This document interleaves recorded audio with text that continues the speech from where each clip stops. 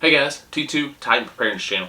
Today I want to do a follow-up, a series overview of the What If series that I just got done doing in September. Now, if you're new to this channel, for the month of September I chose 4 different events, and each week I talked about those events. The first one was the Puerto Rican power outage that lasted for a year.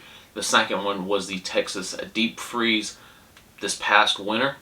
The third one was the 1970s gas crisis, and the fourth one was a hyperinflation scenario. So I asked the question, what if it happened here? What gear, what skills, what would I want, how those people survived it, what those situations were, both the major and the minor situations. What would I want, what would I need to assist me through that situation? So for this video I want to do kind of an overview of those 4 videos, not necessarily talking about the videos, but what I've learned from doing the research on those videos, from looking up those topics, from looking at first world hand accounts from those situations.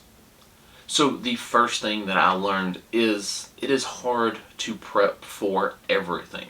I chose 4 different events in both US and world history that were across the map. Right? If you had prepper bingo, you would have one up here, one down here, one right here. They were across the board. Right? I chose a 1-year power outage from Puerto Rico after Maria. I chose only a 10-day power outage for the very next video. The next video I said, listen, we're not even talking about power, we're talking about gasoline. Then I went into hyperinflation. Those 4 topics are spread out across the board, and as preppers and as creators, a lot of times we tell people, hey, if you prep for one thing, you're prepared for another. If you have your rice and beans and your water stocked up, you can survive anything. But that's just not necessarily the case. You see, in one scenario, I would want a kerosene heater or some sort of backup heating system, when in another scenario, I would want precious metals. In one scenario, I wanted gear, because that gear was going to help me survive. But in another scenario, it was skills. Those skills are what's going to help you get through it. They were across the board. And I know as content creators, we tell people, oh, prep for one and you're ready for everything. Prep for an EMP and you'll survive a hurricane. You'll survive the zombie apocalypse. You're ready for anything. That's just not the case. A couple months back, I put out a video on my top 2 things that I was preparing for. Right? I talked about a power outage, like the one in Puerto Rico. I talked about a recession, people losing their jobs. Those are both across the board, right? One's over here in left field, one's in right field. And the things that I need to survive a power outage are not the things that I need to survive a hyperinflation. Aside from maybe food and water, everything else is different. Food's not going to help you when there's no gasoline and you have to go back and forth to work. Food's not going to help you when it's negative 10 degrees outside and all your pipes and all your heating elements are frozen. Yeah, food is good, water is good, but it's not going to help you in those situations as much as you think. And so if you watch the What If series, I greatly appreciate it. But hopefully it got you thinking. Hopefully it got you thinking that, are you prepping for the wrong thing? Or do you need to open up your horizons and prep for more scenarios than just the zombie apocalypse, than just the power outage? Because yes, the power outage is important, and prepping for it and being ready for it is important, but is it as important if the dollar collapses? I picked 4 subjects that were spread out across the board because I want to get our minds thinking. A lot of times in the prepping community, we sit in an echo chamber. This one big creator talks about a topic. Then this next one does it, then the next one does it, then the next one does a rebuttal, then the next one talks about it, then this one talks about it, then this guy 6 months later does the exact same video talking about the exact same stuff, and we just copy each other and paste each other. It happens all the time. It's an echo chamber. And a lot of times information, truthful information, gets lost in that echo chamber. And while we're focusing in on what the left hand's doing, the right hand's doing something completely different. So we're over here focusing in on high inflation rates in the US and how Joe Biden's coming for your guns, but then over here, Louisiana gets hit with a Category 5 hurricane, or Iowa gets with another derecho, or you lose power, you've got a dam that breaks, you've got power outages in New York, whatever the case is, you have to be ready for anything. And it's very hard as a prepper, especially as a new prepper, to sit down and say, okay, how am I going to be ready for event 1, event 2, event 3, event 4, because all 4 events are completely different. The best thing I can tell you is don't get overwhelmed, because a lot of the stuff does overlap, such as food and water. Food and water will help you in all 4 of these scenarios.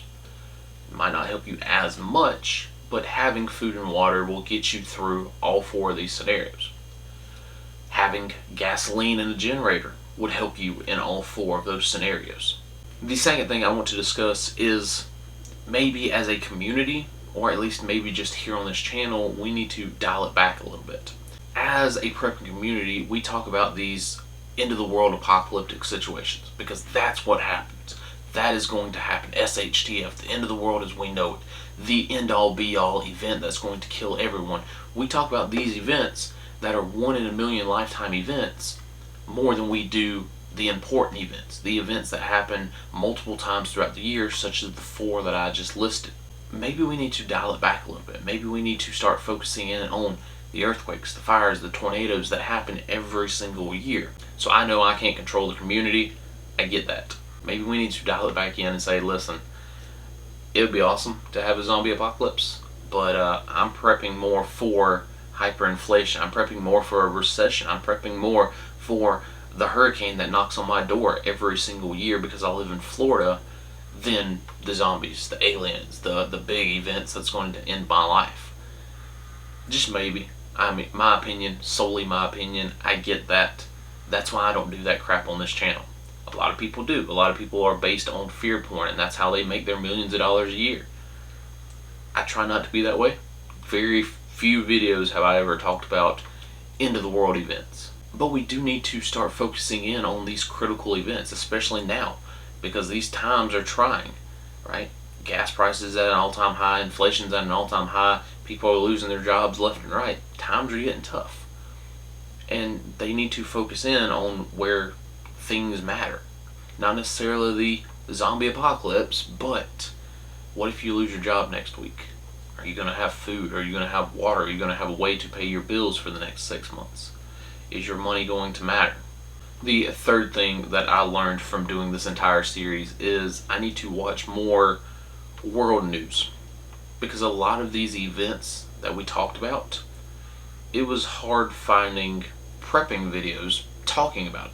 I'm the first person to ever talk about the gas crisis as a prepping channel. No one talks about it because it's not a popular event. It's not an event that people can get millions of views off of. It happened 50 years ago and no one knows about it. A lot of both prepping channels and just the general public hear about events happening, and it's one click in a world of endless information. I have a video coming out on Lebanon that falls into that hyperinflation category. The last time I heard about Lebanon was the 2020 Beirut explosion. Besides that, I didn't even know Lebanon was a damn country, let alone that they were going through a financial crisis for the last 5 years. Yes, I knew that Puerto Rico got hit with Hurricane Maria. Yep, I knew that many of them were without power. Yep. Okay. You know, a month in, 2 months in, you ask me if they still had power, you ask anyone on the street, hey, how's Puerto Rico recovering? Yeah, man, they're doing fine. They're good. I don't know. Because it was a single click of news at a world of endless information. Right? We scrolled right past it. Oh, Puerto Rico lost power for a year. Cool. Next. That's what we do. In Texas, they lost power in the dead of winter. Okay. How is that news? That's what a lot of people ask, is how was you losing power during a winter event? Or how is you losing power during a hurricane? News. Because it's not. Because that's expected. When we have winter storms, chances are we're going to lose power. When we have summer storms, chances are we're losing power. So a lot of people don't think that it's as bad as it is. They don't understand that those people lost power when it was the coldest temperature on record for almost 10 days. They don't ask the question, well, what if that happened here? They know that Puerto Rico lost power, but they don't know that Puerto Rico lost power for over a year. They've heard of Venezuela or Lebanon or one of these other countries that have went through a hyperinflation state, and they say, yeah, okay, your money holds no value. Cool. A year later, you're good, right? These events last for 10 to 15 years. The gas crisis, unless you live through it, you probably have no clue what I'm talking about when I say gas crisis. I had no clue that the gas crisis even existed up until about a year ago. We as a population don't care. We don't focus in on, okay, what if that happened here? And that was the whole point of this video series, is to get you guys thinking, you the viewers, you the other content creators. And if you want to do VRs to it and say, this is how I would survive Puerto Rico, this is how I would survive in Texas, do it. That's awesome, because the more information we can spread like that, the more ideas we can spread like that, that is what this community should be about, or at least it used to be about it. Learning from the past and how to be ready for the future by learning what the people previously did. They say history doesn't repeat itself, it just rhymes. Well, we've already had the plague. Y'all know what happened in the 1930s. It's coming up. So, are we going to see another Great Depression? Are we going to see a hyperinflation event? Maybe. But are we ready for it? And it's a lot like a roulette wheel. What are you going to land on today? Are you going to land on a hurricane, or are you going to land on hyperinflation? You going to land on a gas crisis, or are you going to land on a good day? You never know. That wheel just keeps on spinning, and every day is a new challenge. So maybe we as a community need to focus in on these real world events instead of these apocalyptic, ending the life on Earth, zombies, aliens, nuclear bomb events. Just my opinion. Agree, disagree, let me know down in the comments section below. If you've enjoyed the What If series, also let me know that. If there's other topics that you would want me to discuss in another What If series, let me know. We still have the Lebanon video coming out probably next week, so that'll go more in discussion on the hyperinflation. And yeah, it's been a fun month. Again, National Preparedness Month is always a big month, but now it is October, November, December time frame, so now we need to prep up for winter. Alright guys, y'all stay safe out there. That's all I got.